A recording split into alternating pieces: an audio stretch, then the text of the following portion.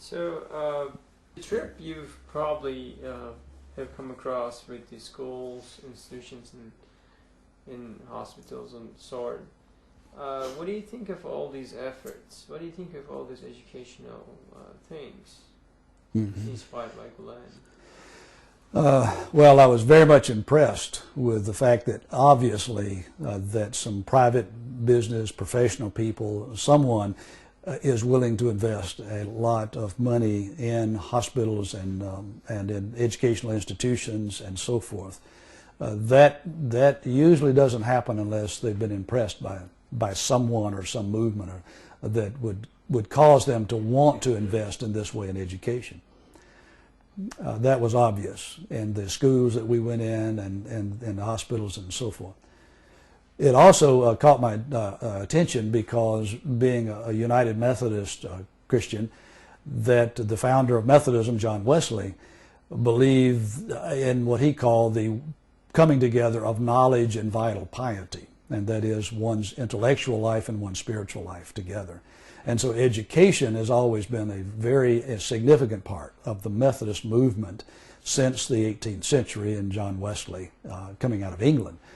So to see this emphasis upon education and Fethullah Gulen's belief that through education that we will be able to move to more tolerance, more peace within the world, more dialogue between persons, was something that was dear to my heart and dear to my own heritage as a United Methodist. So they explained about business, the involvement of businessmen in these institutions, like as a critical standpoint, that businessmen are really actively involving in these activities. So, what is it to be worthwhile or important for building up a peaceful society? The involvement of businessmen in educational efforts. That the businessmen be involved directly in them. And how does that relate to building a peaceful society, a kind of more welcoming environment like that is blended with education? Well, I think that without their involvement, without the business and professional people being involved in that, then we would be leaving out a huge segment that can make more dialogue, more tolerance, more peace happen with us, because we're becoming a global economy very quickly anyhow, and with businesses having to relate to other businesses in many parts of the world today in order to survive. For them to be interested in this, I think, is important. And that they would see the absolute need for all of us in every country to be as highly educated as we can, and so that we can, or at least at some level, to be able to communicate or interact with other cultures. Becoming part of education, of course, is becoming aware of that there's a whole world out there, and there's other cultures and other religions, other ways of being and human. And so I think that has tremendous potential coming from the business community, and that will be shared in naturally occurring ways that have nothing to do with religion or even world peace, but just simply commerce. But they will have opportunities to do that and to share that with others.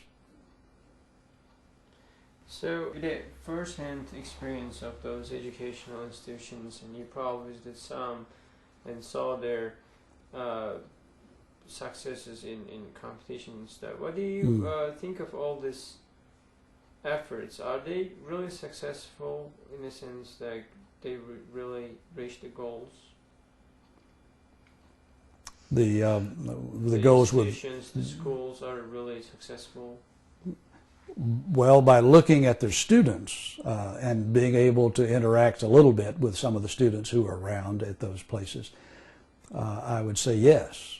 Time is going to tell as to how this gets lived out in the larger culture and in the world community.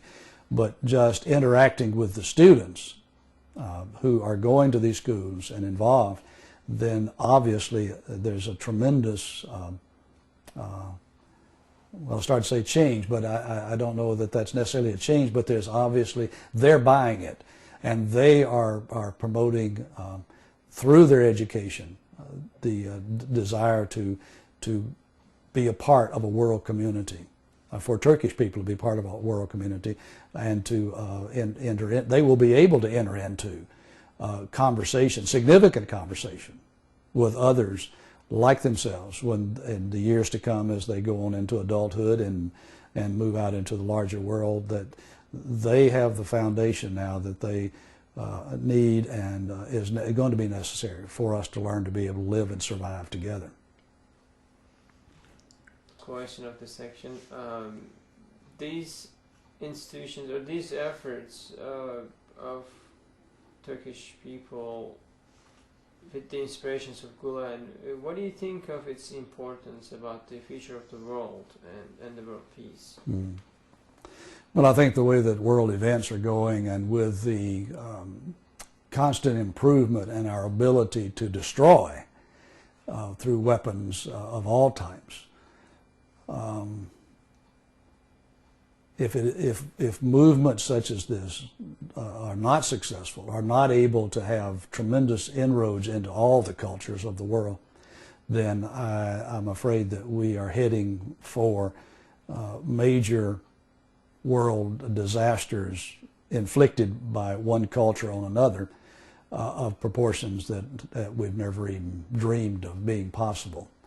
So this has urgent consequence, urgent need for us in our culture today, because it's as though our whole world has gotten itself into a spring-loaded position to where it wouldn't take much to set things off on a destructive path that would lead to the destruction of a large part of what we know of the world today. So this is a monumental importance, the movement and the outcome that is already being experienced by some, and hopefully it would begin to spread even more and more, because unless we're able to talk to each other and tolerate each other, then we have no other alternative but to destroy each other when we come into conflict. So the intercultural relations, first I'd like to ask, what is the reason, the source for prejudices for interfaith or intercultural dialogue? Mm. I think probably the source for the prejudice against it is ignorance as much as anything else. When we don't understand each other, or we have just a very surface understanding, then I'm going to read into or put on to someone else that shallow understanding, and then I will react to them in that way. And also fear that if I'm not secure enough in my own culture, if I'm not secure enough in my own religious beliefs and practices, then to enter into dialogue or to enter into a place where we tolerate each other's existence and can coexist, then that's a fearful thing for me if I'm not secure in my own, because then I have this feeling of I will be swallowed up eventually. So, speaking of 9/11, did it do any effect on your ideas about Islam, or did it change your perception? No, 9/11, I guess, would be for me a confirmation of a major perception that I have of Islam and had of Islam, and that is that it is one of violence and intolerance and of political action to bring about whatever the end result that one wants is.